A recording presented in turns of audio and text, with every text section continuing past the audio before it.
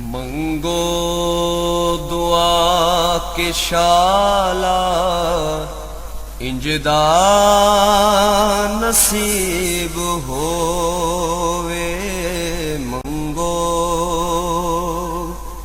दुआ के शाला इंजदा नसीब होवे। जद आवे मौत मैनू, जद आवे मौत मैनू, सोना करीब होवे। मंगो दुआ के शाला इंजदा नसीब होवे। जिस वेले विच कबर दे सोना कदम टिकावे। जिस वेले विच बिस्मिल्लाहिर्रहमानिर्रहीम। अस्सलाम वालेकुम दोस्तों और बुजुर्गों नाज़रीन, तुहाडे सामने अगली वीडियो दे नाल हाज़र हां। आज जिहड़ा तुसीं देख रहे हो जनाब, तुहाडे अगे ये बेहतरीन एक योगा ड्राई शेक, यानी कि योगा ड्राई शेक इहदे वास्ते ये बहुत ही अच्छी तो ज़बरदस्त आला गज़ा है। और इहदे ये फायदे ने कि एक तो ये मोटापे नूं कवर करने वास्ते भी बेहतरीन चीज़ है, क्योंकि उहदा तरीकाकार ये होएगा कि इनू अगर जो बंदा इस्तेमाल करता है उनका तुहानूं मैं तरीकाकार अलहदा बाद दसना। पहले इन्हां चीज़ों का दस देना कि चीज़ां किहड़ियां किहड़ियां ने, वो तुहाडे सामने ने। वैसे तो दस्सण दे मुताज तो नहीं है, बहरहाल फिर भी थोड़ा जिहा इन्हां दा जिहड़ा ना आगाह करना बहुत जरूरी हुंदा है। जिस तरह कि सब तो पहले असीं इहदे शामिल किया है मगज़ बादाम गुड़बंदी, ठीक है जी। उस तो अगे जनाब अखरोट 3 अदद, मगज़ बादाम जिहड़े ने ये तकरीबन हैगे ने 30 ग्राम, अखरोट 3 अदद।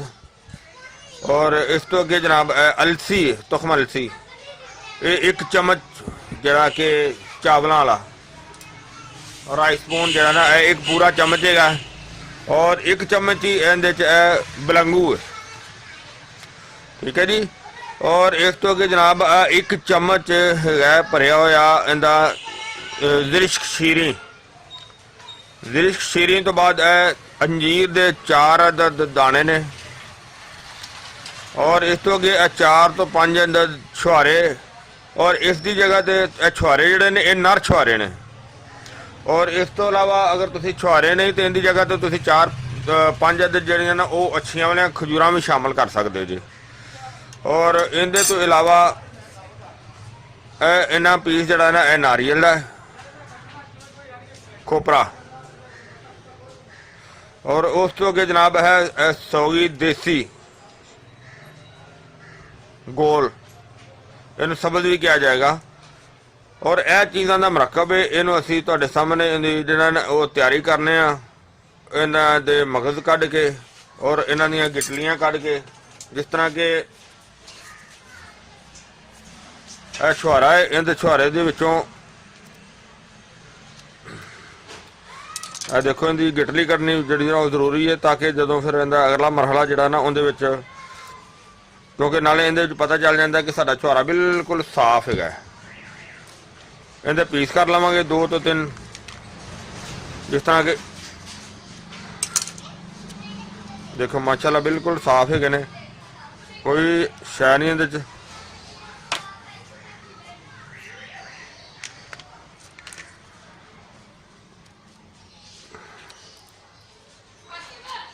और इस तरह असी जिहड़े ने सारे ये बड़ा ही ज़बरदस्त नुस्खा है और इनमें आजमाया है। मैं ये सोचा कि अपने प्यारे दोस्तों के भी शेयर करना बहुत ज़रूरी है।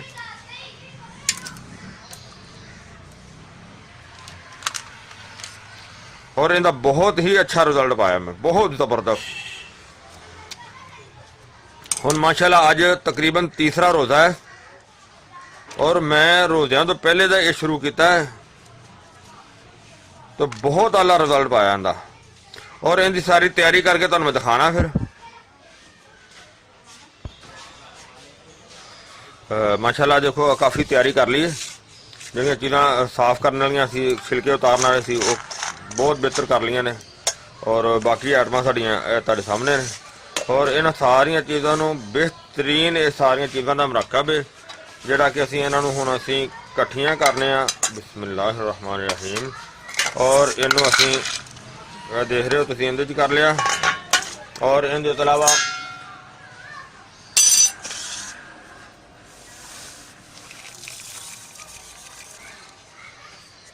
अंदर च रख दिता है जनाब बेहतरीन ताकत वाली और ज़बरदस्त ताकत वाली चीज़ है।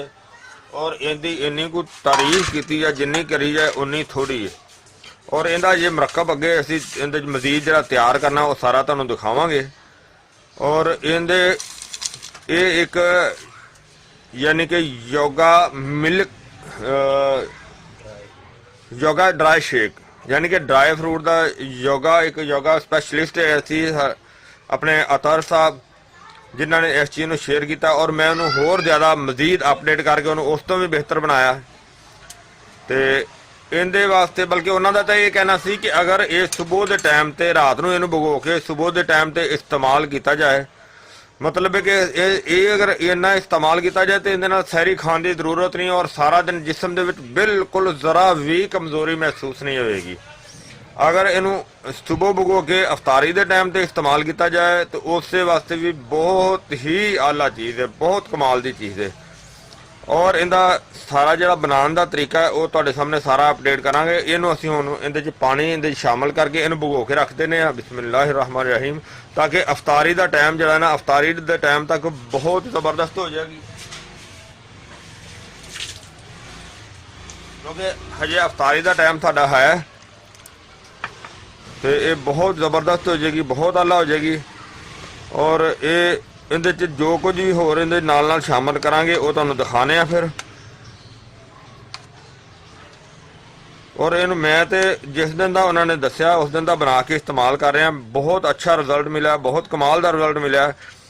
और इस दे नाल ये चीज़ है कि तुहाडे पेट मैदे नूं बहुत ज़्यादा इसलाह करता है। क्योंकि इस चीज़ नूं जदों असीं ग्राइंड करके इस्तेमाल करना इहदे च बाकी होर समान पा के तो ये मैदे की बड़ी इसलाह करता है कि मैदे ने जिन्नी ज़्यादा गज़ा हज़म करनी होंदी है, जिन्नी कि मैदे की मशक्कत होंदी है, वो मैदे की मशक्कत नूं बड़ा आसानी बना दिंदा है बहुत ही। और जिसम नूं बेहतरीन ताकत दिंदा है, यानी कि जिसम वास्ते बेहतरीन टॉनिक है, बहुत ही आला टॉनिक है। और इनू मजीद असीं इहदा इंतज़ार करने आ कि शाम के टाइम ते इनू अफतारी दे वेले तैयार करांगे, वो तुहानूं मजीद दोबारा दिखाने आ फिर। माशाल्लाह माशाल्लाह देखो इनू हुण अफतारी दे विच साडा अजे कोई टाइम रह गया ते असीं इनू हुण जिहड़ा ना फिलहाल जग दे अंदर पा के बिस्मिल्लाह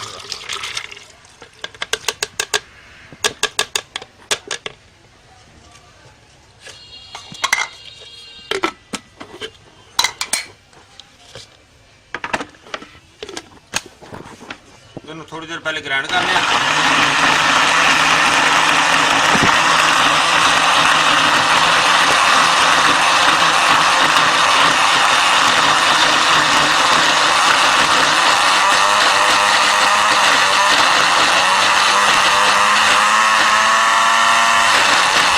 जनाब इहदे अंदर होर शामिल करांगे स्ट्राबेरी जिहड़ी साडे कोल फ्रीज होई पई सी। और स्ट्राबेरी तो अलावा बिस्मिल्लाहिर्रहमानिर्रहीम। और इनके अंदर असी गुड़ शामिल करांगे, गुड़। और इसके अंदर असी नाल दूध शामिल करांगे, बिस्मिल्लाह। और इसके अंदर थोड़ा जिहा असी पानी शामिल कर देंगे होर, ताकि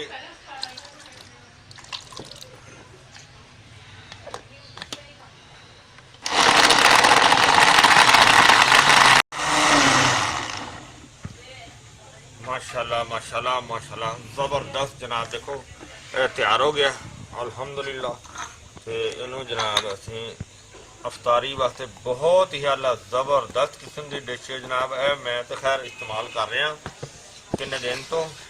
और जेडे साडे एक योगा के बॉस है जिन्होंने ये सानू चीज़ां दसियां ने और उनके कुछ मैं होर ज़्यादा ऐड कीतियां ने।